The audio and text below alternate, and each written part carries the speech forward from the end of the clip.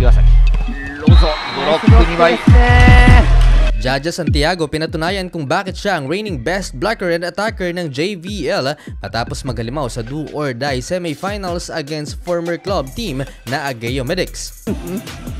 Solid ang simula ng JT Marvelous sa opening set habang naparami ang errors ng Ageo Medics. Nakakasabay naman ng Ageo sa umpisa pero naging error prone ang kanilang mga attackers dahilan para unti-unting umalagwa ang JT Marvelous. Naitala ni Jaja ang kanyang unang puntos against her former team via B-Quick. After that point, tumambay sa service deck si Santiago matapos mag-collapse ang reception ng Ageo Medics. 5-0 run ang ginawa ng JT to get a 6-point lead, 13-7. Nagkapatong-patong ulit ang mga unforced errors ng Ageo kaya naman lumobo pa sa siyam ang lead ng JT. More or less 10 errors ang nai-commit ng Ageo as JT Marvelous took the opening set via Nishikawa's drop shot 25-16. Sa set 2, nalimitahan ng Ageo Medics ang kanilang mga errors at nagawang makadikit sa JT. Di gaanong nabibigyan ang mga middles ng JT at halos kay Andrea Drews madalas ang punta ng kanilang setter. Up by 1, nabigyan rin finally si Jaja pero mintis. Pinabawi din kaagad si Santiago with a clean hit.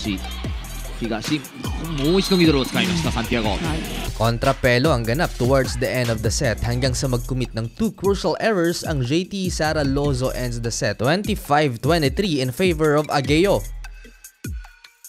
Bumawi agad ang JT pagpasok ng third set matapos tambakan ng Ageo Medics through their commendable floor coverage. Bumalik nga ulit ang pagiging error-prone ng Medics kaya naman nahirapan silang maghabol sa JT. Consistent on her offense si Santiago, gayon din ang kanilang mga bench players sa sina Tanaka at Wada. Nakakagawa ng mini-run ang Ageo Medics subalit sadyang malakas ang number 1 best attacking team. Sa huli, nakuha ng JT ang set via Annie Drews cross-court hit 25-20. Nangangamoy 5th set sa pagpasok ng 4th set matapos magkaroon ng early momentum ang Ageo Medics. Malaki ang ginampan ng papel ni Santiago sa set na ito. Dito niya pinatunayan kung bakit siya ang best blocker at attacker ng liga.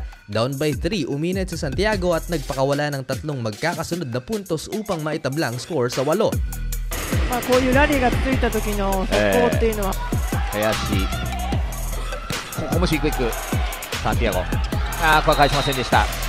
少し短めでした。林クイックサンティアゴ、うまい。もう決めてきました。8対 Nakatikim naman ng dalawang solid blocks ang former teammate niya from Ageo na si Sara Lozo.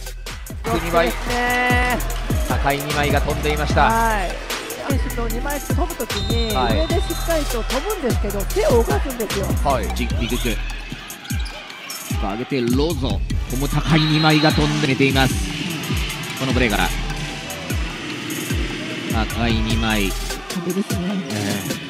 Di naman nasayang ang efforts ni Jaja Santiago dahil tinulungan siya ng kanyang mga teammates, especially Kotana Hayashi and Annie Drews. Halfway through the set, na-maintain ng JT ang kanilang lead and finally secured their ticket to the finals via 4-set victory. 25-16, 23-25, 25-20, and 25-20. Nagtala ng 14 points si Santiago mula sa 11 attacks and 3 blocks with 64.7 attack success rate. Siya rin ang hinirang na Villiger of the match.